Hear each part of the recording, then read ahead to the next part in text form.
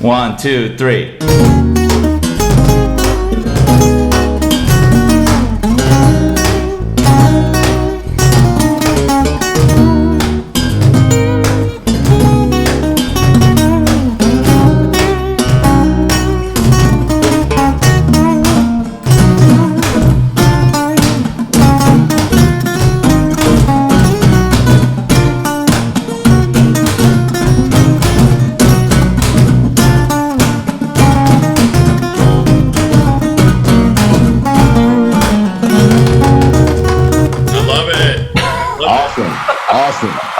Yeah, I did that just for you. I don't know. I practiced that like crazy. Yeah. Learned it, practiced it, always screw it up. I don't know why. Live. You guys make me nervous. It's you, Bill. Hey, when you asked for a song, and I was thinking, and then I was like, well, you know what? Dr. Demento days. And at first I was going down that route, and then I was like, okay, maybe that might be a little too raunchy. Let's go back to something that's tied into tech and virtual. Have you read the lyrics to that song? Yes. I only knew the sort of knew the verse. I mean, not the verse, the chorus. I could never understand what he was saying during the verses, right? But man, you really have to really, read those lyrics. They're pretty killer. They're amazing. I mean, and it was well ahead of its time in terms of. Oh yeah, big time. Very, very ahead of its time, no doubt about it. Yeah. Great song, great video, and you're right. Hey, David, what's up, man? David, what's up, David? Greetings. What's with the hat? Are they winners? Oh yeah, for sure. Every year at this time, we're going to the Super Bowl. That's right. Every year at this time. Yeah. Oh my God. So, hey, to our audience, welcome to IoT Coffee Talk. We're really happy to have a very special guest, Bill. How do you pronounce your last name? I don't want to screw it up. I know how to spell it. I just don't know how to pronounce it. I just don't want to do it. I don't want to do you wrong, my friend. Huh? Pugh. Okay. Pugh. I'll tell you right now, I would have gotten it wrong. So thank you, Pugh. I always figure it was that because if you put an H instead of a P, it's like the name Hugh. Yes. Genius. Like Hugh Grant or Hugh whatever. Yeah. Exactly. Yeah. Well, you're famous. You got a star on your hat. Yeah, he is famous. He's famous for being a Cowboy fan and thinking they're going to go to the Super Bowl at this time, and believing that Jerry Jones is the greatest owner of all time, and no doubt, him and Al Davis. Oh yeah, Al Davis. Oh my God! Wow, gosh. I was around way back then, I remember people had bad blood. Well, a lot of people have a lot of bad blood about Jerry Jones, actually. And they always say the same stuff. He needs to stay up in the booth. He needs to get off of the field. He needs to quit meddling in with his GM and his coach and let them do their thing. He seems incapable of just chilling out and staying back, every year. He's like, oh yeah, we're going to win 10 games this year. Oh yeah, we're going to the playoffs. We're going to the Super Bowl. We're America's team. And I'm just like, dude, it's been so long. It has. I mean, I literally liken Jerry Jones to one of the original digital twins. That is Al Davis. Yeah, it is. It is, But, even at the beginning, when he came in and took over, and the way they, so some of us who are, I lived in Dallas when I was really little and then mostly in Houston, but, people thought of like Tom Landry is probably the biggest class act in pro football ever. And Tex Schramm and that organization, just such a great group of guys that had that true America's team in the 70s.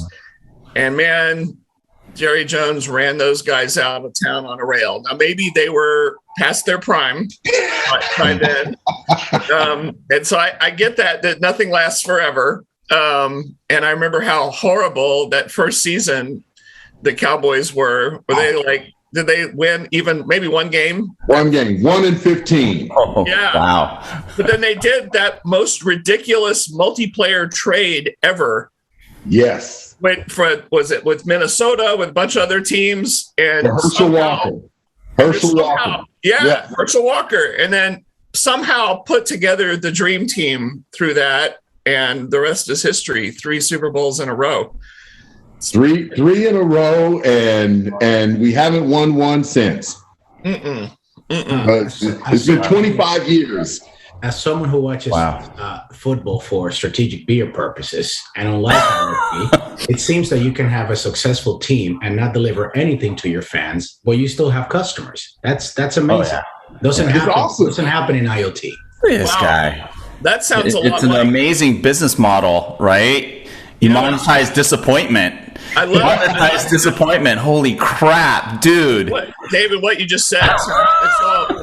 On Twitter, I saw some quote this morning about managers, general partners at venture capital firms, how they can be wrong almost the whole time about everything, but they still can make a fortune of being right every once in a blue moon. Yeah, but you know what? Some folks don't know that. Also these guys make a lot of money in fees ahead of any wins or fails. So they're anyway. Yeah. Funny how stuff works. It's a mass monetization of disappointment. That's amazing. I mean, can you imagine that, you write a business plan and then you go to a VC and say, look, we're gonna disappoint our customers and make a ton of money. That's pretty amazing. And that's your business model? Buy a sports team. Wow. That's it.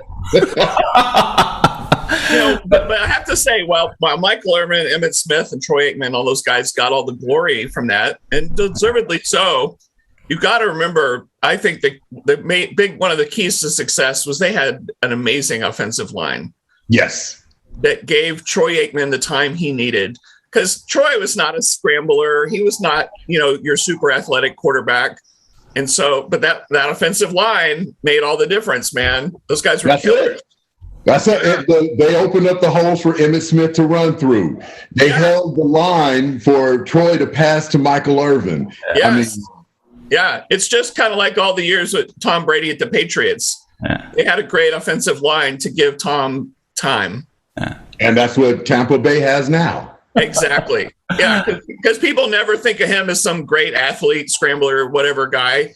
The line's everything, Don't get me started about how we just started at the Seahawks after we won the Super Bowl. Don't get him started. Little by little, we just started giving away people from our offensive line. And we're wondering, whoa, what happened? How come, Russell Wilson's running for his life all the time?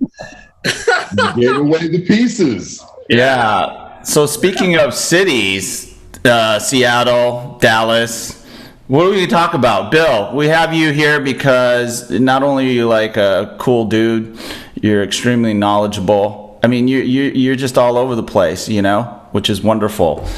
Speaking on all this digital nonsense. Insanity. No, we're all in it together, brother. I say it in a brotherly way, but virtual insanity. I mean, all this virtual insanity. That's right, Rob. Bill, where are you calling in from today? Where are you now? I'm in Austin, Texas. Austin. Austin. So a lot of people didn't know that you relocated to Austin. Yes. Wow. Yes. I mean, it was perfect, right? I mean, I've always looked at Austin as, another innovation hub. Yeah. Always looked at Austin as that. I mean, you have them in spots, and I think people get caught up in, if it's not the Silicon Valley, you're not inventing anything. And it's like, are you kidding? No. It's in Seattle, it's in Austin, it's in Houston, it's everywhere. And I think last year kind of showed everyone that you don't have to be physically in that spot to drive innovation. Right. Yeah. Well, just looking out the back of your window at the tree there, it looked like a typical hill country kind of tree to me. Yes, it's a cedar tree. Yes. Wow. If you're allergic to cedar, Austin's going to get you. Oh, trust me. Up until the time that I got here, I never really experienced much in the way of allergies. I got here and it was like, I kept wondering, I was like, why are my eyes itching? And my eyes were just itching. Yeah. And my wife was like, here, take some Zyrtec or take this. And I'm like, I don't believe in all that stuff. Finally, I did. And I was like, come out right. take some Zyrtec. I'm like, no, come on. I'm like, I don't believe in that. Are you kidding me? I don't believe in that drug to help me.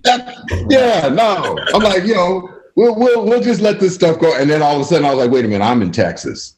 Yeah. I better fix that. So I took the Zyrtec. The itching went away. Science. Wow. Oh yeah. Amazing. Imagine that. So hey Bill, how digital are you finding? How smart and digital are you finding Austin, given that it's this new emerging hub of innovation? Isn't that like you do a lot of stuff in smart cities and stuff, right? Yeah, I do. Yeah, that's your shtick. And smart grid. I mean, anything. I mean, the interesting thing is like, I think in 2021 I started this whole thing about, I don't know how you're going to have a smart city if you don't have a smart grid. The two go hand in hand. Mm-hmm. And I think the deep freeze that happened out here in Texas was an illustration of that. Yeah. Good call. I was going to say you went to the perfect place because Texas needs a lot of help, right? Yes. I mean, I was drawing, corollaries to that. The distribution grid goes down, the traffic lights stop working, of course, and accidents go through the roof. Yeah. So there's a level of resilience that's missing, and it's not just in Texas. I just think Texas didn't pay any attention to it.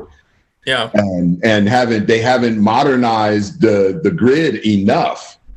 Everything operates in silos. You guys know that. Yeah.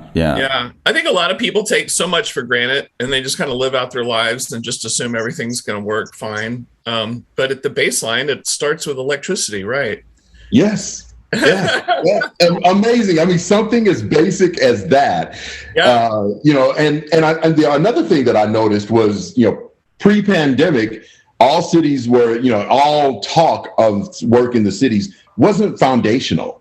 It was the sexy stuff, right? I mean, it was, we're gonna do traffic calming, or we're gonna do curbside management, and I'm like, how about fix the foundation of just connectivity? Yeah. Oh yeah, exactly. Yeah, and I think you're absolutely right, and that's that mindset difference between what we have in the U.S. and what China, the way that China approaches it. And you have to look at China when you're looking at smart cities, because in terms of connectivity, these new tier 2-3 cities that they're either, these brownfields that they're revamping, or these new cities that they're building out, I mean, there's fiber everywhere. And while we might talk about 5G being this way of getting around having to lay expensive fiber and changing the economics of connectivity, especially mobile high competitive high band or high performance, low latency connectivity, you got to have fiber. And if you have fiber, that's just a huge advantage. But I think, having that, I think you're making an amazing point, that looking at the foundational stuff, and it's not that, I don't think that it's basic, it's essential. We take it for granted. We just assume that electricity is going to be there, or XYZ is going to be there, water is going to be there, until you're in Louisiana and a hurricane comes in and just like friggin' takes everything out. All of a sudden you really appreciate those basic things, right? Yeah, that's crazy, dude. You know what? It's funny how there's historical there's historical corollaries to older societies, and I know it's weird to think of the U.S. as an older society that has aging infrastructure that they haven't updated in a long time, and you think of reboots that have happened with countries in the 20th century. After World War II was over, both Japan and Germany had to start from scratch all over again, and we helped them, and they built all brand new infrastructure, brand new factories. And they quickly raced to the top as two manufacturing and innovation powerhouses because they got fresh new stuff. And then to your point, Leonard, about China, as they've been, having this dramatic growth in the last couple of decades, they built new cities from scratch. I've heard some people actually starting to show up in these ghost cities they built. Yeah.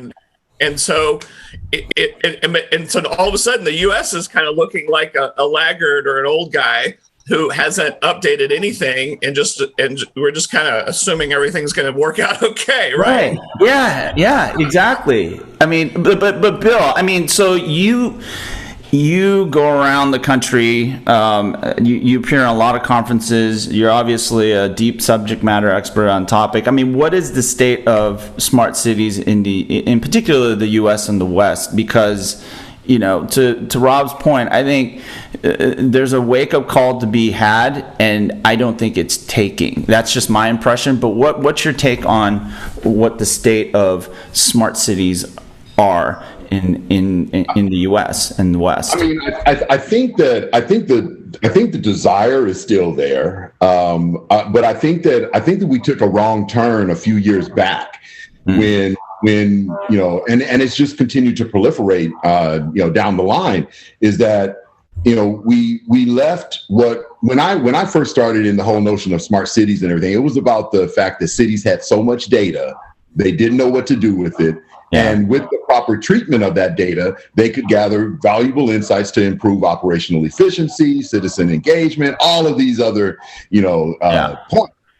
And somewhere along the way, it turned into, you need to deploy these new sensors. You need to deploy a new, communication technology. You need to, because I think the OEMs found that, your data that you have is all CSV files, XML files, all of these, disparate data sources that were static. And what you really needed was a way to interact with that data. And nobody really wanted to put in that work. Yeah. Oh, yeah. And, it was like the path to money was too slow. Mm-hmm. And that's what's kind of hindered, a lot of cities. Plus, they piloted themselves to death and left a number of their innovation corridors littered with pilot material. They go in, they put it in, and they never take it out. No scale, all these things. So now we've come around again. And I believe that this infrastructure bill will help tremendously because it gets back to what's foundational. Let's get the connectivity piece aligned and situated, and then all of these other initiatives I think can come to will be brought to bear. Stop isolating these things and let's start thinking across. More than anything. At least that's my take. Now that's what I'm seeing a greater focus on we'll say the digital divide. So let's make sure that there's truly no child left behind. Elevate our kids. Elevate our kids, baby. Yes. Elevate our kids. I mean, it's got to be paramount that do that. And once you do that, then you can start saying, how this level of resilient connectivity plays into other smart activities, such as the smart grid, such as, the city aspect. And the cities and the utilities, they've got to join forces and share some of their infrastructure and resources. Bill, so on that point, I mean, so the state of Texas is not the only deregulated state when it comes to the way they deliver electricity to the customers. Right. They're the only state that's deregulated, and it's basically has their own grid. Like right, they don't have they're not buying power from anywhere else, and that may or have been part of the issues that and the brownouts that were experienced after that storm. So what would like to get your opinion on infrastructure bill looks like it's moving. Great, right? And we need infrastructure everywhere. So thank you very much. But is the appetite, how could this play out in a deregulated state like Texas for the benefit of the customers? Because right now, again, I have, a bunch of independent companies, running a business to sell power, right? It's not like, I have this patch, you have that patch, like what's, and hearing Rob, with the example of, you level a city, it's really easy to build things up because, hey, there's nothing but rubble here. Right. Roll, but how, what needs to be true for, a place like Texas to become, the a beacon of, of technology, of infrastructure improvements in the smart city, in the smart grid area. And then we can, what are your thoughts? Like, are we going to see this in our lifetimes? What's the word? I think that's a good point. I mean, when you say the last part that you said, are we going to see this in our lifetime? Because this is not a sprint. It's a marathon, 100%. You're not going to fix, 60, 70 years of ignoring your infrastructure and band-aiding things, over a period of 5 years. But what you can do is to start with the source. So when from a grid perspective, your grid needs to be resilient. Does that mean that you need all new equipment? Well, in some instances, sure. But, having smart meters is not the answer, right? Smart meters, because you're not reading the meter if the grid goes down.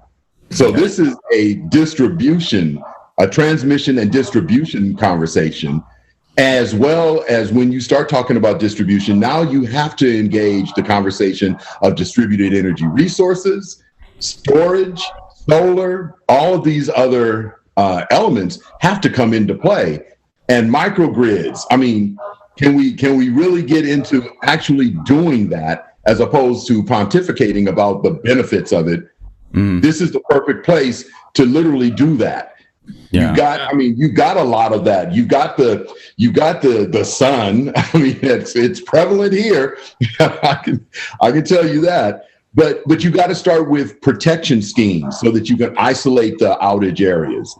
You've got to start with, your storage areas. You have enough.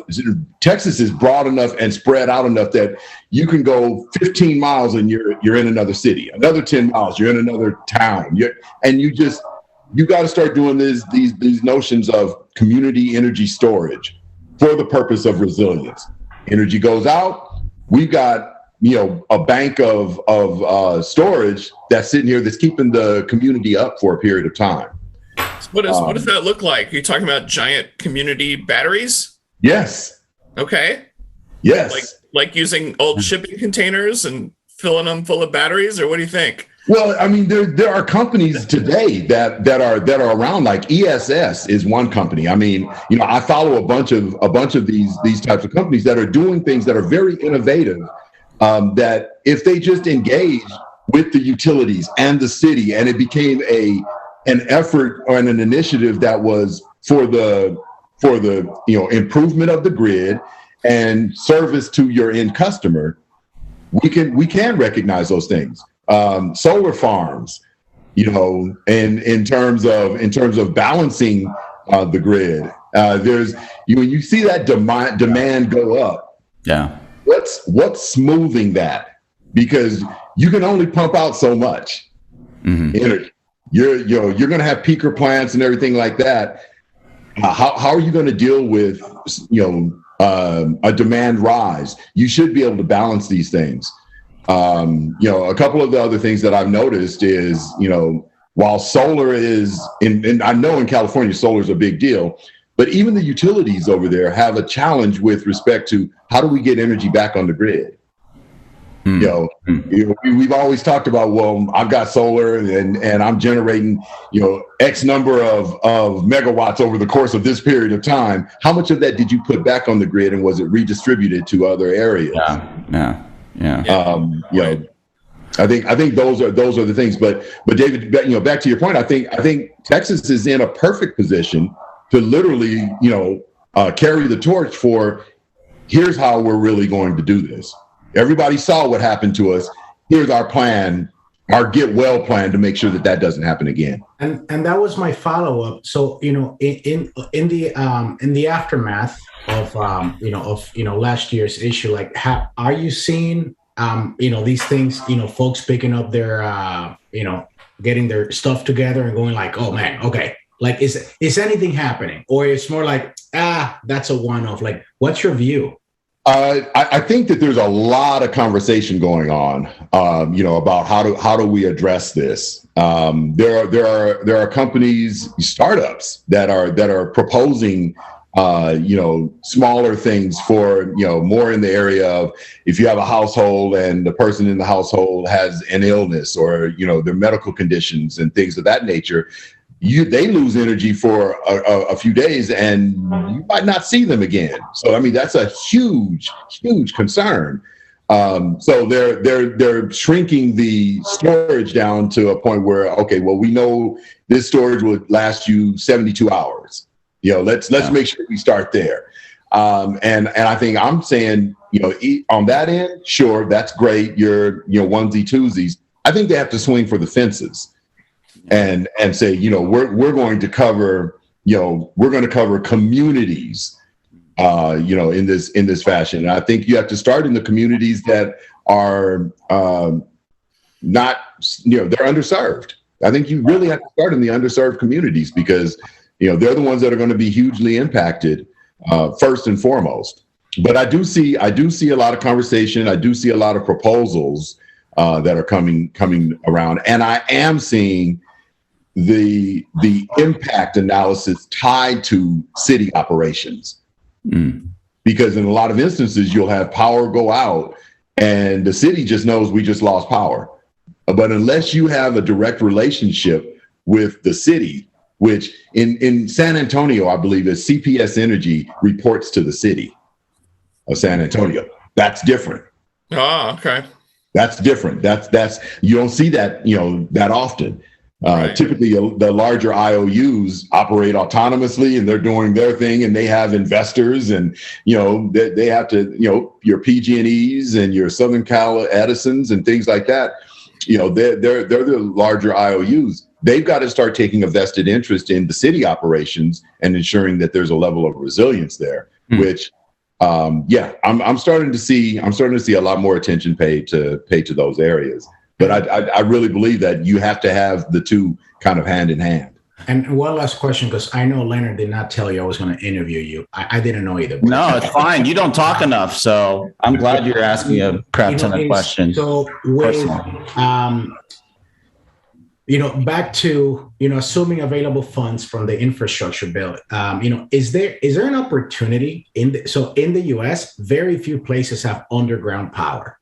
I know one of the companies that's looking at it is, in Leonard's backyard, PG&E, because, they put a 30 billion tag on this. And of course, you can't put a tag on all the forests that burn. So, but, the point is they saw a number and pinned the number. So is it feasible to have, underground power in the US, pick a state, or is it just, like, why is it that we don't have it? I mean, you go to, pick a country in Western Europe, and, it's going to take a while for you to find, hanging cables and poles. So there's places where this works.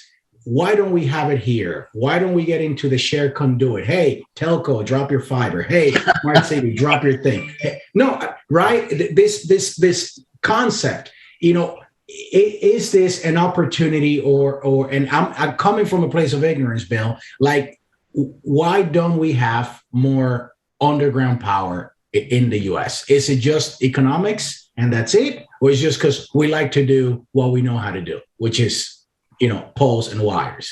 I think it's a combination of the two. I mean, I think you're dead on.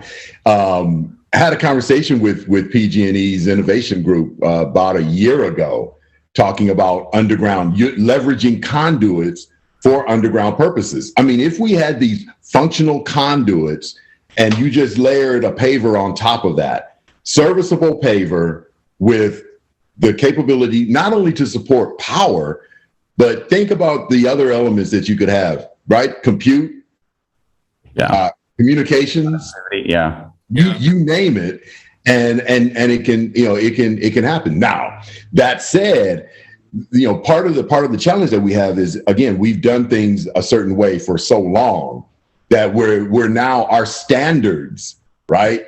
Our standards for how can you deliver 15 kV underground? Well, how deep do you have to go in order to do that? I think we need to reevaluate those and put additional, newer safety measures around that, because you can still isolate that power and you can still serve the conduits and the underground support for all of that. Because if you actually had that, not only does your city look better, it operates better because you can now put newer technology in. You can service the technology without having to go up a pole and take a portion of the city down or any of those types of things.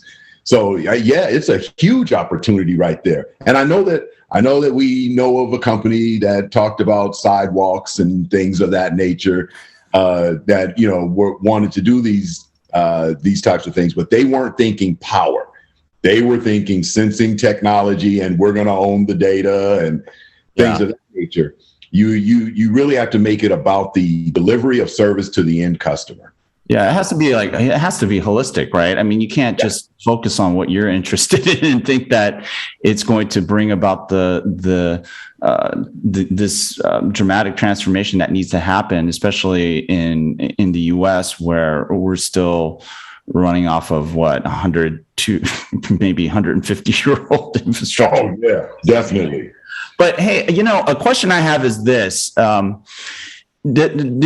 you get into these conversations with all these different city authorities or decision makers around infrastructure investments, and does the topic of modernization in the context of global competition come up at all? Because I think I feel we're so asleep in the US that there isn't this and I think the infrastructure bill is a good start.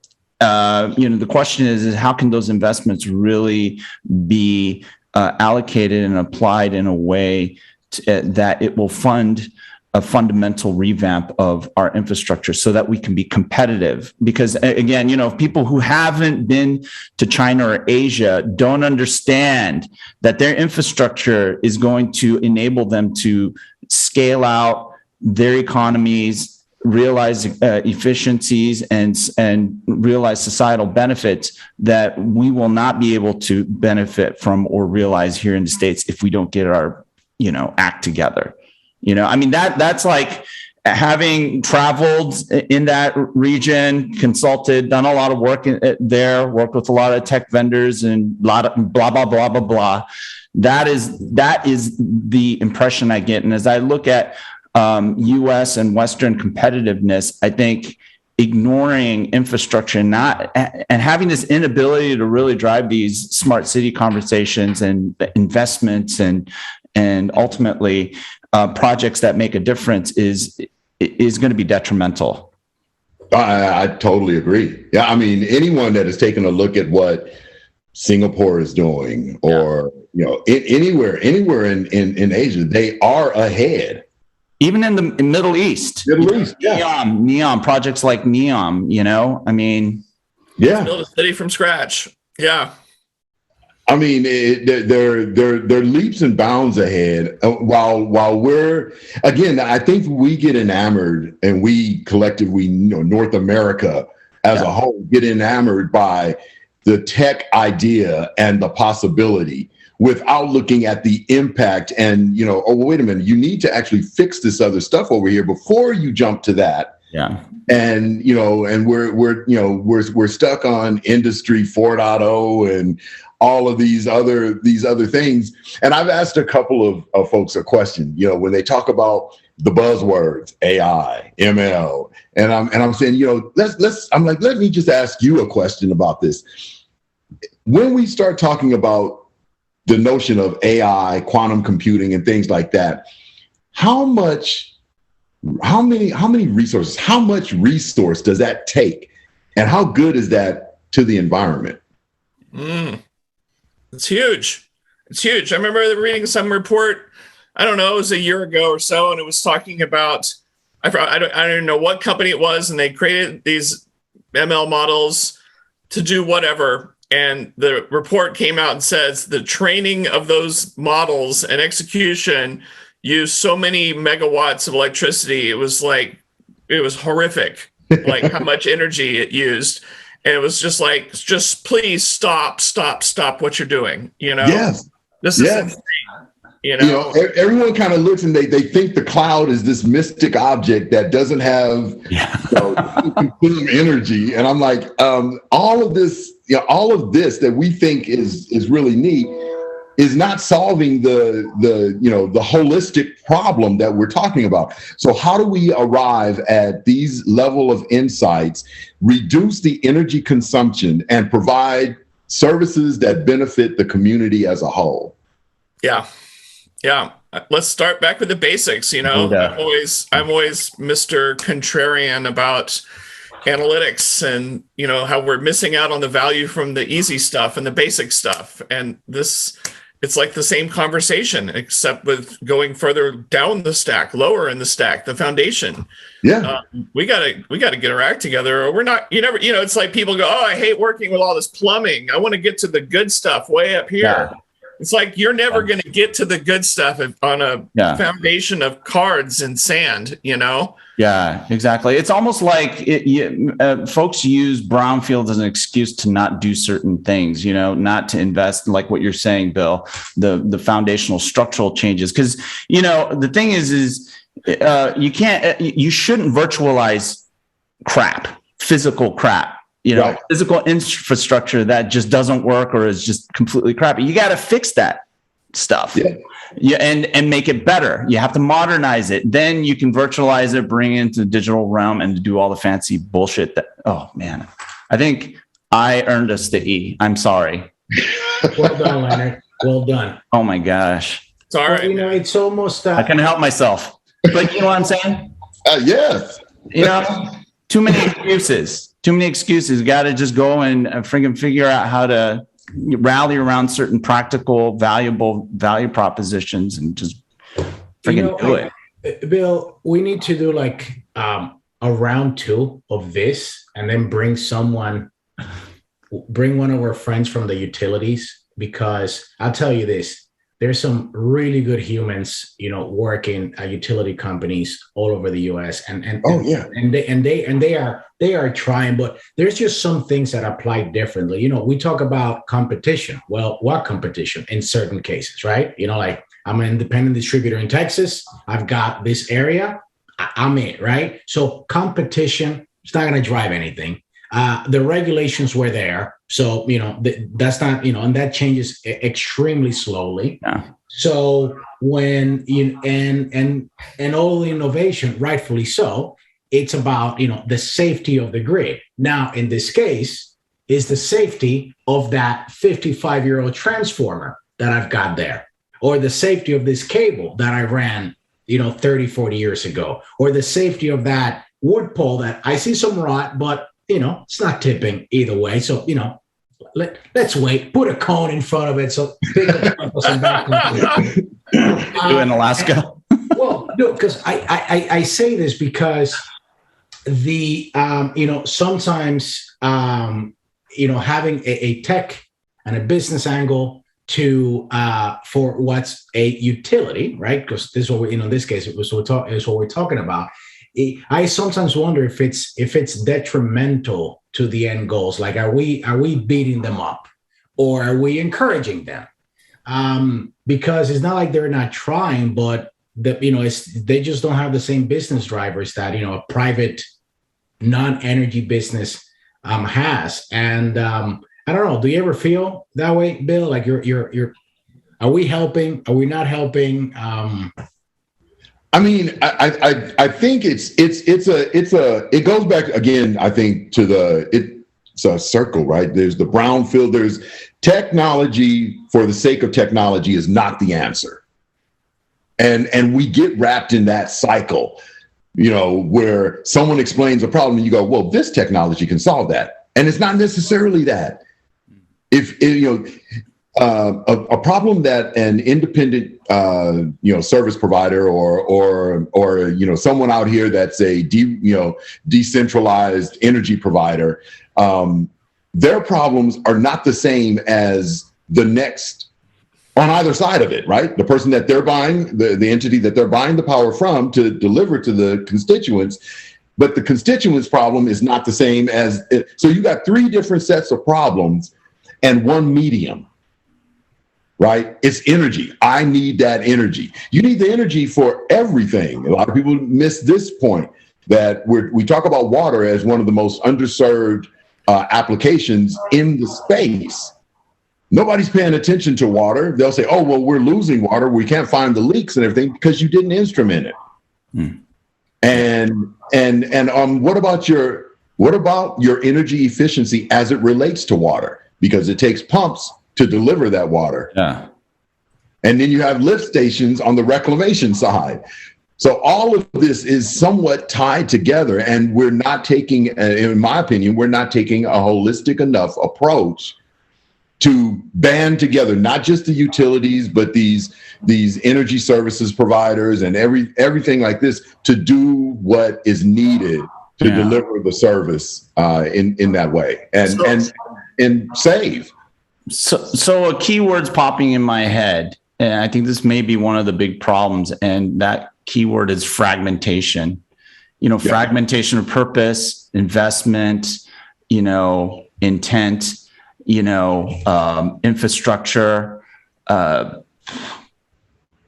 sounds like a big problem, within Texas, but then you scale that out to the rest of the United States, then you have Uber problem.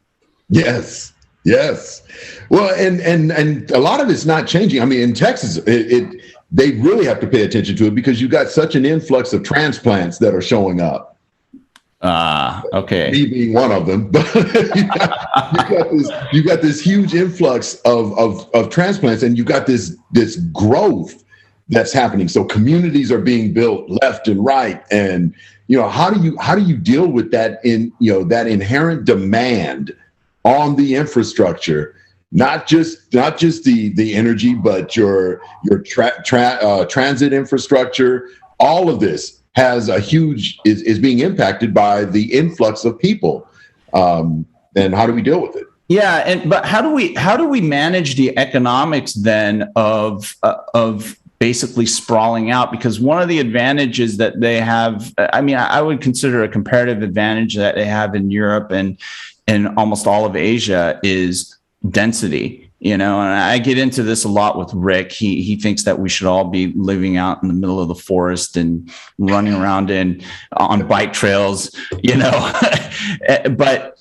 that not that bad. It costs a lot of money. So when I did my trip up to Alaska, dude, they had to lay down a bunch of wire, power lines to just power a couple of houses way out in the middle of nowhere, and that costs a hell of a lot of money. And I can understand having to serve those people because they already live there, and there should be some public funding efforts and infrastructure to serve them. But all these new developments, what's that excuse? And should we be mindful of the economics of serving people in these less dense type of deployment of, I guess, stuff? No, we should not be mindful of that. We are so screwed up now. We are so screwed up on economics and scale. And what America did a zillion years ago with the rural electrification program was we are going to provide electricity to every American, no matter where they live, no matter how remote. And it wasn't, we didn't have companies saying, well, that's just doesn't make economic sense, so we're not going to do it. It's like, no, we're doing it. The president, by fiat, we are going to do it. Yeah. Well, we need to do that again. I think Bill and I may have talked about that a little bit because, there was so much talk at Keystone in Colorado this summer at our broadband conference. And there was so much talk because literally the day we're there, we're waiting to see if that infrastructure bill was going to pass. Yeah. And that was a lot of talk at the time.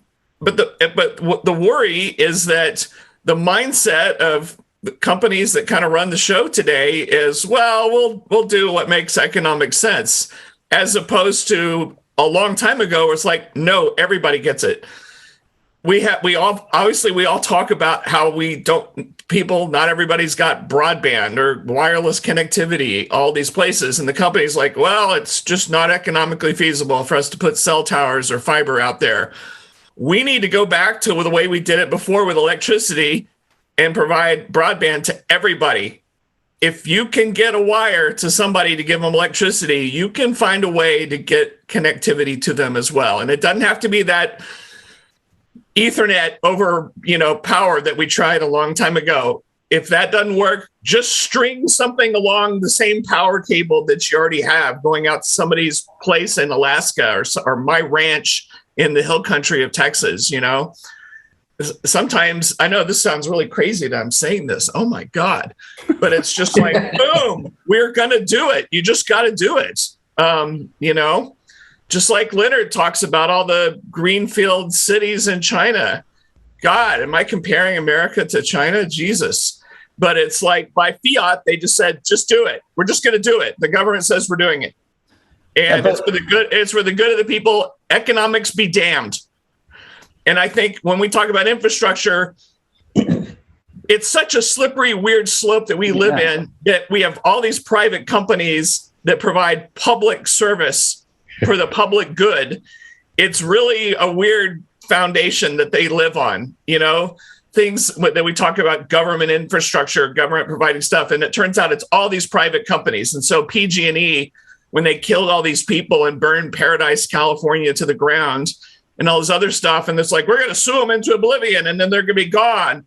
Oh, crap. If they're gone, we don't have electricity. So we can't have them be gone because it's the only game in town. So we'll keep them alive, but we're really mad at you and we're going to spank you or something. I don't know what we're going to do. That's where it gets weird. You want to punish private companies. You're looking at PG&E the same way we looked at Enron, 20 years ago. And it's like, oh, but we can't do anything about it because they're the only game in town. Yeah. So I think we need a big reboot on how we address all this stuff and how we think about the economics of it, or don't think about the economics of it. I think that's right. I mean, I look a lot of that. I'm right there. Did I trigger him or did you trigger him, Bill? I think you did. Did? Oh. I'm fired up, man. I think I know. I've never seen him that angry before. Oh my gosh. Yeah. Well, just listening to Bill talk about, there's a whole lot of people in Texas just talking ever since they all got frozen to death about, well, I think we should do this, or I think we should do this. Is anybody doing anything? And then you hear all the good ideas are coming from startups. Is any government entity or some entity with a whole big fat wallet of money going to actually execute on any of these ideas? I don't know. God, there's so many great ideas out there that just die. Why don't, like Bill at the very beginning of the conversation today, why don't we have energy storage in communities all over the place as backup? I was kind of half joking, but gosh, we have all these dang shipping containers laying all over the place. People are making houses out of them now. Let's pack those full of lithium ion batteries. And then when we get better at that, we'll do something different, but let's just do something, I'm going to steal one of the things that, Bill used the word, we like standards. And Rob, you said, we just keep doing the same thing, but a lot of these things don't happen because, we're America and we're not going to force a private company to do anything because the label of socialist comes out really quickly. And we don't like that word here. And sometimes we get wrapped into a game of words when at the end of the day, we have communities that are just like, can you people figure it out? I don't care what you call it. Can we get reliable internet? So I can, work from home, contribute to the economy, reliable power, water that's clean, that's not and then you guys figure it out. And so, in a way, it's like we should all get angry and then we should just do something about it and just be freaking awesome. Yeah. And to Rob's point, I mean, sometimes public services are just not good businesses, it's not something for the private sector. And, a lot of these large infrastructure projects, right? I mean, Bill, correct me if I'm wrong, and you guys all correct me if I'm wrong. The large infrastructure projects have always been some degree of, private and public partnership, whether, the government hires subcontractors it's not like the government builds roads and stuff like that. Some do, but there's always private companies that are involved, contractors that actually do a lot of the work, right? And I think that's one of the things that people, in conversation, speaking of, weird environments or conversations, I was in Clubhouse where you have these like friggin' literally these ridiculous Jerry Springer conversations with a bunch of people that I'm not going to say anything about that, but they don't have this realization of how things actually work, and then they'll just do exactly what you're talking about, David. Is they just label things ideologically, and it's like, well, no, you got to kind of have a balance, because public stuff, especially out in the rural areas, we know just aren't intrinsically money makers. They're just economically infeasible to provide that service. And that's why the Postal Service is the way it is, right? It's not going to make a profit. It has to get mail out to that dude in the middle of like some weird spot, desolate spot, remote, isolated spot in Alaska. Yeah. How are you going to get, it's going to cost $1,000 to get that bundle of celery out to that dude or that family. That's not a good business. You can't charge those people $1,000 to deliver mail. No, but I think, but the service is valuable. The community sees it as valuable. Someone transacted, someone paid postage, like there was this whole, all of these things had to happen for me to send a package to, Valdez, Alaska. Yes. At a cost of like $678 of transport for, whatever it was.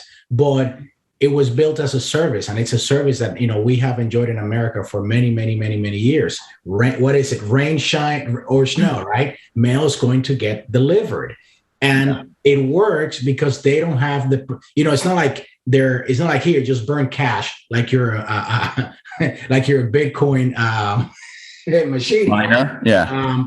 But that premise exists. Like, no, we're here to provide a service, and it's for the public good, and we're going to run it efficiently and smart. But we're not thinking of like, how much money are we making this quarter? What are the what are the margins? What's our profit sharing going to be? Maybe some of that could be sprinkled around. Yeah. Like do you think the Pony Express was making big money in the Old West? Taking mail across the country.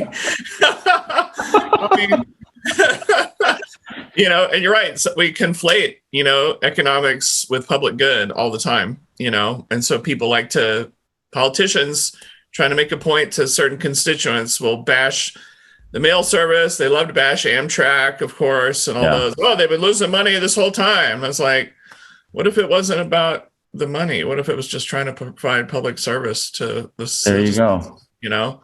Yeah, or public transportation. They're not money makers. Yeah. There's people who can't afford cars, insurance. A car costs a crap ton of money, even a crappy one. Used crappy one costs people tons of money. And so, yes, you have to provide cheap public transportation. It's not a money maker.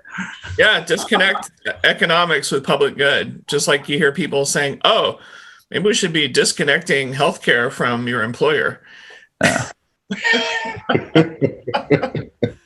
Oh, man. Oh, gosh. Yeah. Yeah. Oh, man. This is getting like really... I feel like this coffee talk is evolving. I think we're gonna it's all your fault, man. It's basically, it's Bill's fault. My takeaway of this piece is that the incentives are not aligned to deliver a great experience to the end user. That's it. Because again, my takeaway is that we need to have Bill on here a lot more. often. Yeah. A lot more often. Exactly. No, it's a great conversation. So I'm out of coffee and we're like hitting the 1 hour mark. Hey, this was awesome. This was fun. This is what you do to us, Bill. It's like friggin' ridiculous. I'm going to run out of storage on my computer because of you. All good. Who wants to take us out? Not me. I talk too much. I think David should take us out because he's talking today. All right. Yeah, because I actually made it on time because anyway. So, folks, thank you for listening to another episode of Coffee Talk. Remember to like us and subscribe, iotcoffeetalk.com, and we'll magically take you to YouTube. But that's where we are. And we like to thank our man, Bill Pugh, coming all the way from Austin, Texas, with those beautiful cedar trees that give him allergies. But the man believes in science, so he takes medicine, fixes things. And Coffee Talk is like medicine for the soul of those of us out in the IoT land trying to figure stuff out. And we give you an honest chat every week. We are sure as that infrastructure bill, we're coming to your screens. So continue to follow us. Thank you for your time. And please comment, like, share, stay safe. Over and out, folks. Amazing. Hey, thanks, Bill. All right. Thanks a lot, guys. All right. Bye.